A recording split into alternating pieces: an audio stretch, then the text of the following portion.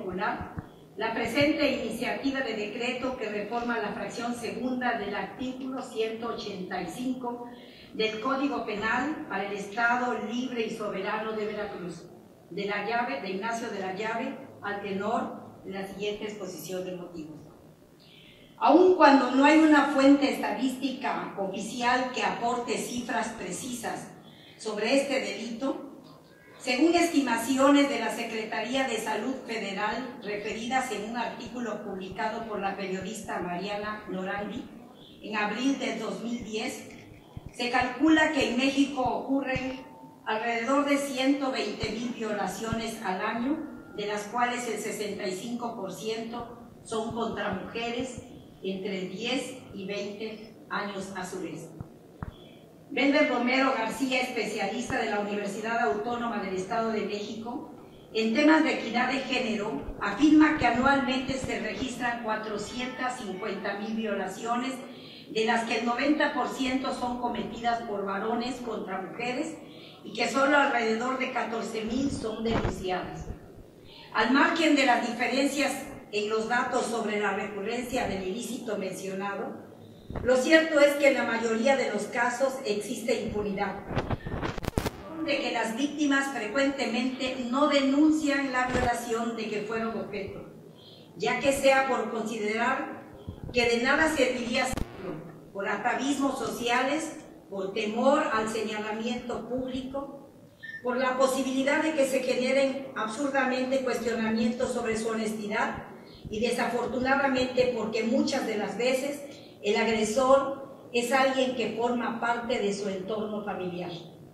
El Código Penal del Estado prevé actualmente una sanción de 6 a 20 años de prisión para el sujeto activo del delito genérico de violación y para su conducta equiparada, y de 10 a 25 años para el caso de que se cometa en contra de quien no tenga la capacidad para comprender el significado del hecho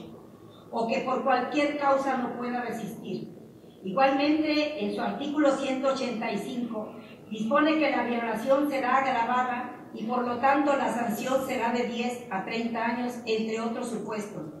Si el responsable es ascendiente, descendiente, adoptante, adoptado, hermano, hermana, padrastro, madrastra o tutor de la víctima.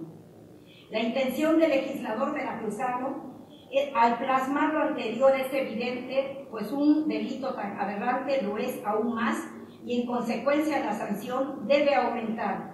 cuando quien lo ejecuta es alguien que mantiene una relación familiar con la víctima, misma que nunca esperaría que una persona con la que se encuentra ligada por algún tipo de parentesco pudiera hacerle daño. El abuso en estos casos ya no es solo consustancial al delito, es decir, el de carácter físico, sino que incluye también el del poder que confiere un estatus de autoridad sobre la persona agredida. En este contexto, es pertinente señalar que es muy común que una mujer que no viva con el progenitor de sus hijos, ya sea por viudez, divorcio, conclusión de concubinato, separación o relación sentimental, con alguien con quien no se une en matrimonio civil. En ese ejemplo, si la nueva pareja comete el delito de violación en contra de una hija o hijo de esa mujer, lo que lamentablemente sucede con frecuencia, a ese individuo no podría sancionársele por violación agravada, a pesar de tener un estatus de autoridad sobre la víctima, con la que convive cotidianamente en el mismo hogar, pues no se actualiza ninguno de los supuestos previstos en el Código Punitivo, ya que de acuerdo con una tesis del Poder Judicial de la Federación, al delincuente no puede considerársele como padrastro, en razón de no estar casado civilmente con la madre de la persona agraviada.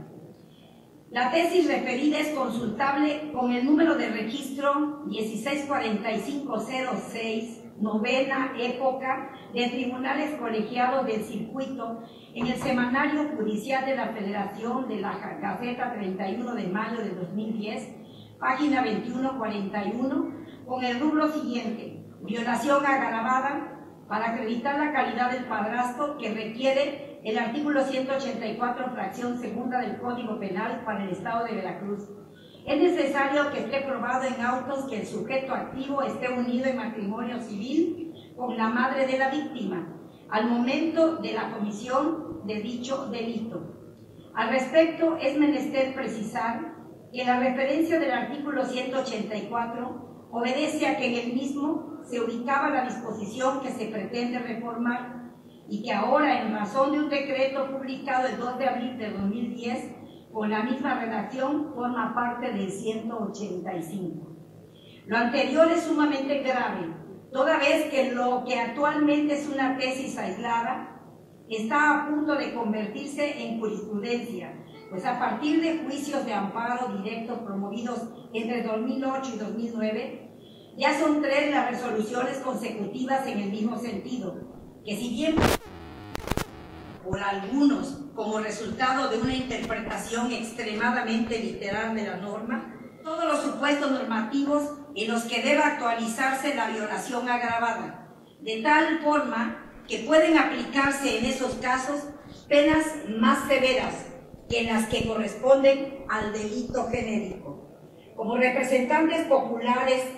de todo y como legisladores es nuestro deber adecuar las normas jurídicas de la realidad. Esa debe ser la natural evolución del derecho para que sus normas tengan plena positividad y eficacia, pues en ninguna sociedad que se precie de ser civilizada, la ley debe ser injusta o servir para que se eluda el castigo severo para atentar contra los valores más importantes de la colectividad. Para que en nuestro Estado ningún violador más que sostenga una relación de concubinato, amaciato o en general de pareja con madre o padre de la víctima al amparo de leyes imprecisas, impunemente eluda una sanción agravada. Someto a consideración de esta soberanía la presente iniciativa de decreto de reforma de la fracción segunda del artículo 185 del Código Penal para el Estado libre y soberano de Veracruz de Ignacio de la Llave. Artículo único, se reforma la fracción segunda del artículo 185 del Código Penal para el Estado libre y soberano de Veracruz de Ignacio de la Llave,